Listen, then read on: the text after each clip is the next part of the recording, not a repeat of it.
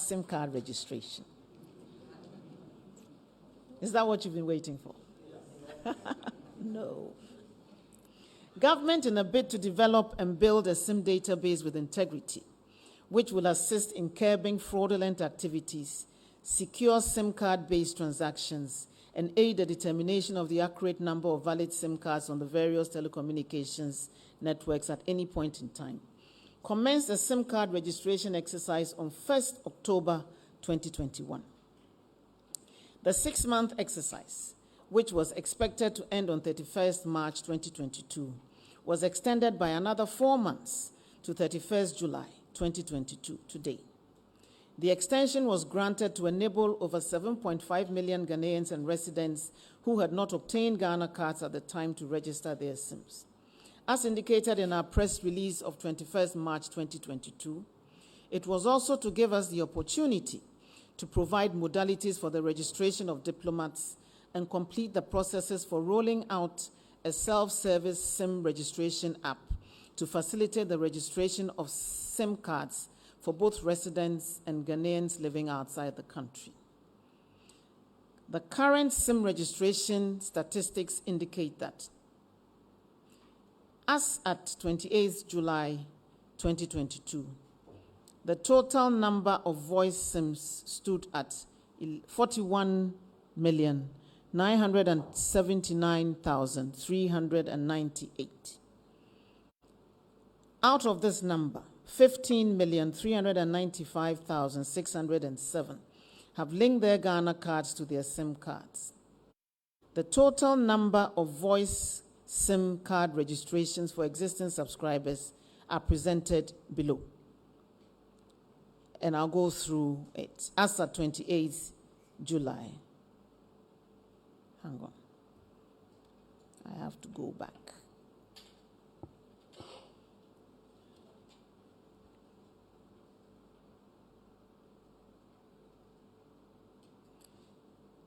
As at 28th July, the total voice SIMs were 42,121,921.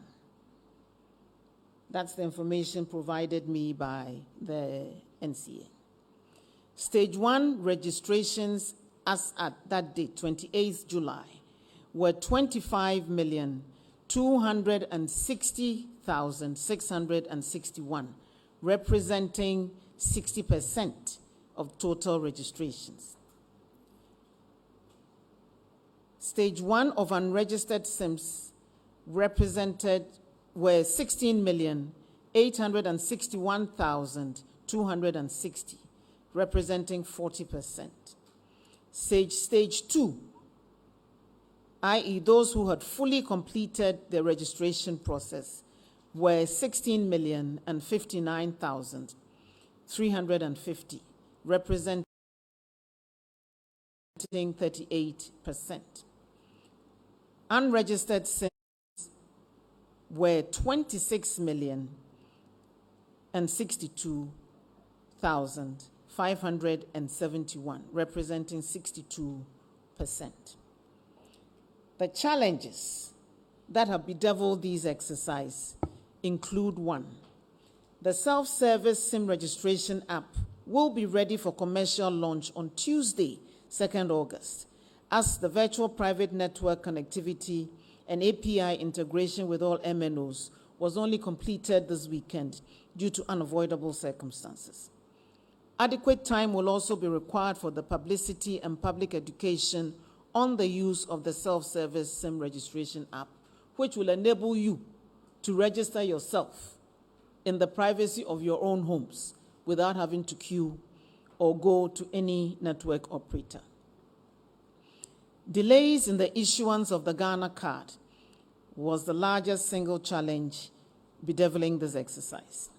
And my information is that the NIA has not been able to issue all eligible persons with a Ghana card, and that as of Thursday, July 21st, 2022, 16,969,034 individuals have registered for the Ghana card, with about 16,000,000 535,623 cards printed. 15,702,719 cards have been issued and distributed, whereas some 832,904 cards have not been distributed or collected by those who applied for them. Broadband wireless access registrations also commenced barely a week ago, and they have only been able to register just about 2% of their subscribers as at Friday, 29th July. Many data-only SIMs have also not been registered, and my information is that their owners were not aware that those SIMs also needed to be registered. Those are the SIMs in your MiFis and other devices, not your phones and iPads and those other, but those data-only SIMs. I believe some of them are even in our electricity meters, if my information is right. So, where do we go from here?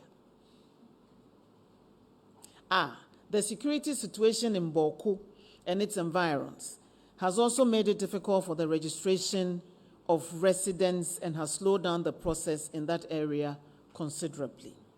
Next steps.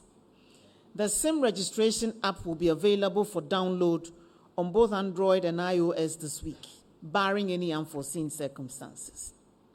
Each registration via the app will be subject to a 5 cedi surcharge. You will pay 5 cedis to register yourself on the SIM registration app. Non-resident Ghanaians who do not have the Ghana card can use their passports to complete the process via the app, but will be required to update their details with the Ghana card once they acquire it. They have up to December 2022 to do so. I urge them to comply with these directives and to contact the NCA if they have any peculiar challenges. Ghanaians on official assignment outside the country or students on scholarships who cannot acquire the Ghana card by December should also contact the NCA. Special provision has already been made for members of the diplomatic corps in consultation with the Ministry of Foreign Affairs and Regional Integration, and they have been notified. It's also come to my knowledge that amputees and others who have some physical challenge are also a category of persons who are having some difficulties registering their SIMs. We will have discussions with the NIA on how to resolve these challenges.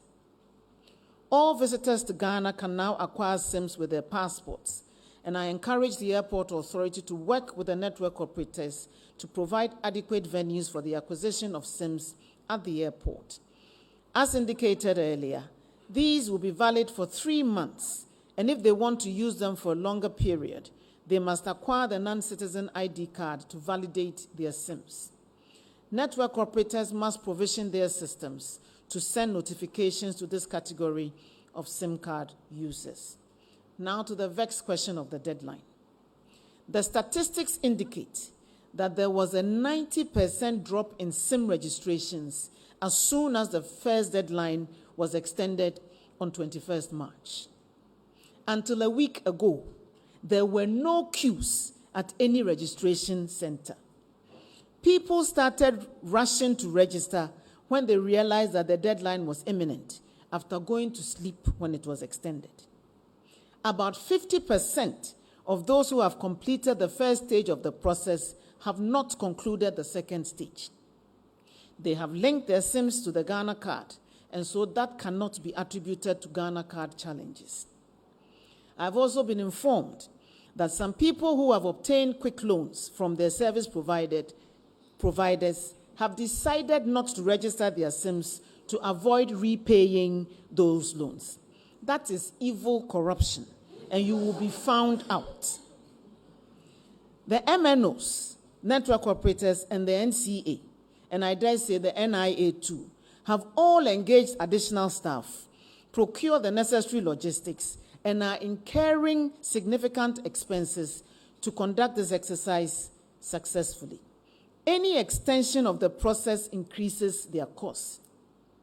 Upon consultation with the industry, and in view of the challenges enumerated above, I have very reluctantly decided to grant a final conditional extension. The program will, and I'm choosing my words carefully, the program will be extended to 30th September to end on the anniversary of its commencement. That will give us 1 full year of SIM registration. It will be reviewed at the end of this month, and any SIM that has not been fully registered by the end of August will be barred from receiving certain services, including voice and data services. It will also be more expensive to use unregistered SIMs. The full range of punitive measures will be announced at another press briefing in September. Kindly do not blame your service provider when you suffer that fate due to your own inaction. To be forewarned is to be forearmed. I must end by reminding us all that the Ministry of Communications and Digitalization is not the supervisory ministry for the National Identification Authority, even though we collaborate and work very closely with them. My hapless self has been roundly vilified in certain quarters, particularly this past week, for Ghana card challenges which I am not responsible for. Professor Kenatefa and his sector minister, Honorable Ambrose Derry, Minister for the Interior, are available to answer any Ghana card-related issue, please. I am staying firmly in my lane, Midimi lane. Actions also have consequences, and in all that we do, we must put the interest of our beloved country first. In 2018, the NDC vociferously opposed the Ghana card registration and called on all their supporters to boycott the registration process. Those who heeded that antisocial call and refused to register are now feeling the effects of it. You listen to the NDC on any issue at your own peril. I thank you for your attention.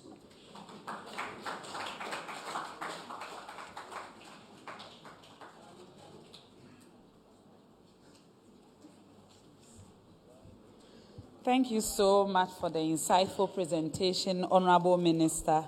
I would like to acknowledge the various media houses that are picking us